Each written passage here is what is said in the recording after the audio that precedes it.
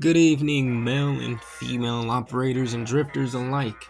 Before we get into the topic of today's video, I would just like to ask you guys to hit that like button and subscribe while you're at it, please, and thank you.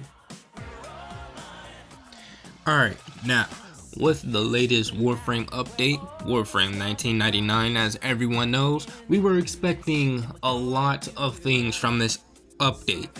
We were expecting new weapons in the form of the infested liches. We were expecting the weapon that you get from the Syndicate, the AX-52, the Vesper 77, etc. We were expecting a new Warframe, the Arcanes. Not necessarily around the hype, but we were also getting music tracks. But instead, what we got for this update, we got the infested liches weapons. We got those pushed back. In turn, getting just a quest, the weapons that you get from said quest, and bounties, of course, the new Warframe, and that's about it. Now, this killed the hype around the update Warframe 1999, but among all of this hype and reduced hype and all of that, there is one hidden gem, and that comes in the Technosite capture mission. Now, this is a endless mission, meaning you could do this mission as long or as little as you want. And in my eyes, I feel like the rewards are well worth the time you spend in the mission. Let me explain. They don't give you just the everyday rewards that you get from a mission that you would usually just feed to the helmet just so you could, put another ability on a frame. No, they give you actual decent rewards from running this type of mission.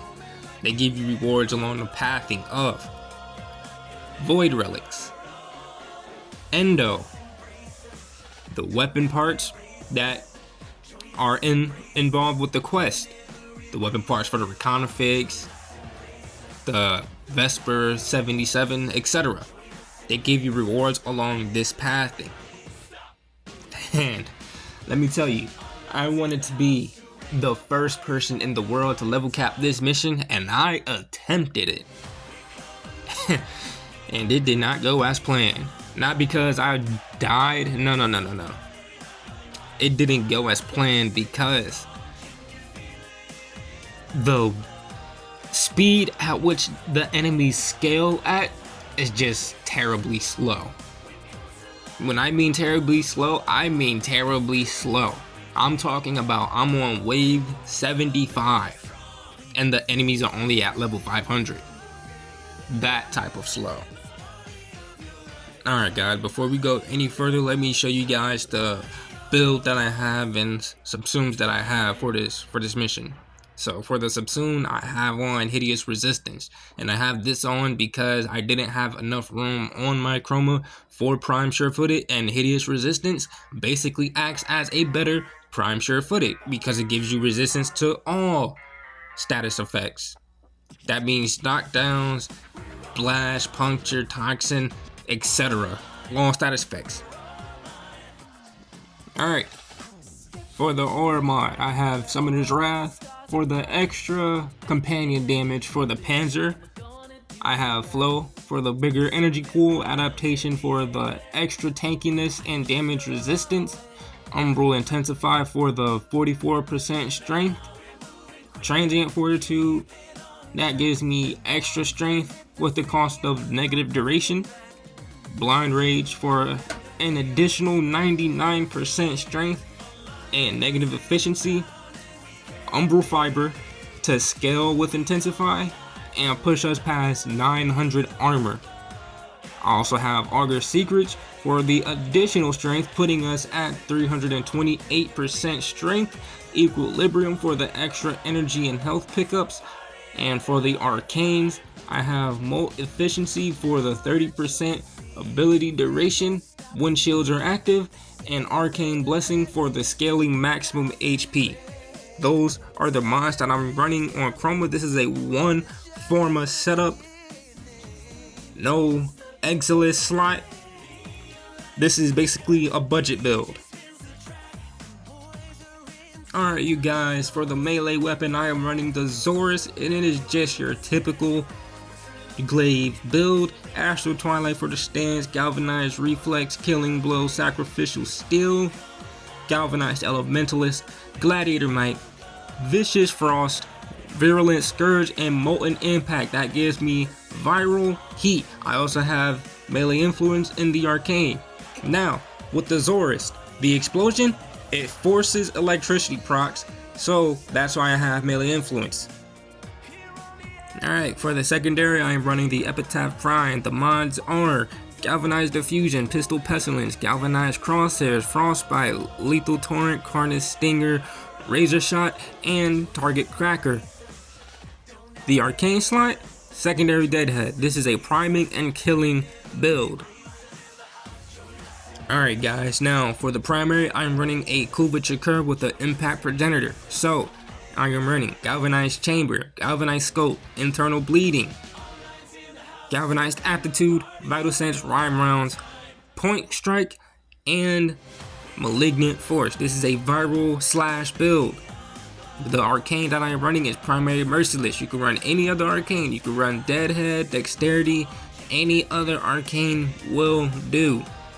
Now, for the companion build, that I'm running for the Panzer, it is a budget build. I don't have a catalyst on them even. I'm running Loyal Retriever for the extra pickups every once in a while, Viral Quills, Panzer Devolution, Fierce Sense, Sharpened Claws for the armor stripping, Territorial Aggression, and Martyr Symbiosis.